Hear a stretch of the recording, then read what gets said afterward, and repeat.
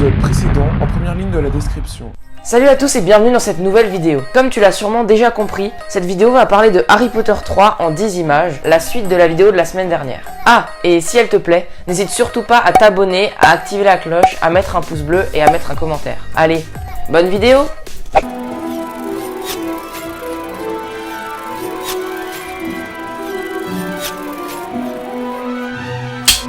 Harry, qui en a marre des Dursley, part de chez eux. Le Magicopus vient alors le chercher et l'emmène au chaudron baveur où il retrouve Ron et Hermione, ses amis. Il apprend aussi que Sirius Black, son parrain, est l'un des anciens partisans de Voldemort, qu'il a tué ses parents et qu'il s'est évadé de la prison d'Azkaban dans le but de le tuer. Plus tard, dans le Poudlard Express, un des traqueurs, donc ce truc-là, commence à aspirer les souvenirs heureux de Harry. Ok. Mais leur nouveau professeur de défense contre les forces du mal le sauve en faisant apparaître un Patronus, le sortilège qui protège des détraqueurs. Plus tard dans l'année, il apprendra d'ailleurs ce sortilège à Harry. Quelques jours après, Malfoy provoque et se fait donc griffer par un hippogriffe pendant le cours de soins aux créatures magiques. Buck, l'hippogriffe, est donc condamné à mort. Quelque temps après, les deux jumeaux Fred et George, qui sont les grands frères de Ron, offrent la carte du maraudeur à Harry. Une carte qui montre où se situe chaque personne présente dans l'école. Mais un jour, Harry voit le nom de Peter Pettigrew sur la carte, alors que cet homme est censé s'être fait assassiner par Sirius Black il y a des années. Lorsque Remus, son professeur, lui confisque la carte, Harry lui parle de cette anomalie.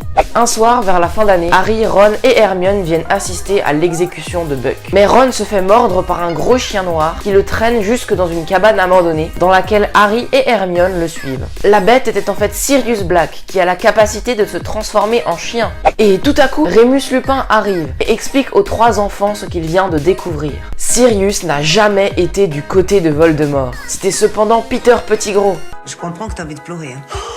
Ah, quelle horreur. Peter a également la capacité de se transformer en animal et il s'est caché toutes ces années en rat en se faisant passer pour l'animal de compagnie de Ron. Il est donc en ce moment même dans la pièce. Peter s'était également assuré que tout le monde accuse Sirius et que tout le monde le croit mort. Dans cette soirée, les enfants apprennent également que Remus Lupin, leur professeur, est en réalité un loup-garou. Et juste avant que Peter Pettigrew soit tué, Remus Lupin se transforme en loup-garou à cause de la pleine lune. Sirius Black décide de protéger les enfants et pendant ce temps, Peter Pettigrew arrive à s'échapper. Finalement, le loup-garou décide de partir. Mais une foule de détraqueurs attaque Harry et Sirius. Heureusement, une personne inconnue les sauve avec un Patronus extrêmement puissant. Plus tard, Sirius Black, que tout le monde croit toujours coupable sauf les enfants, est emprisonné dans le château dans l'attente d'être envoyé de nouveau en prison. Mais avec un retourneur de temps, Hermione remonte dans le temps avec Harry. Ils réussissent donc à sauver Buck et Harry se sauve lui-même et Sirius de l'attaque des détraqueurs en réalisant un Patronus extrêmement puissant.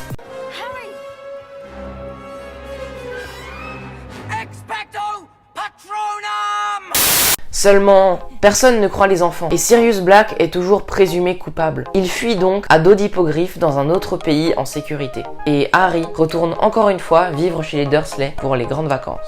Merci beaucoup d'avoir regardé cette vidéo. Si elle t'a plu, comme dit au début, tu peux t'abonner et laisser un pouce bleu. Tu peux également attendre la semaine prochaine où la partie 4 sortiront. Ah oui, et j'ai décidé de changer un tout petit peu l'intro. Tu verras ce que ça donne. Sinon, à la semaine prochaine. Allez, coupez!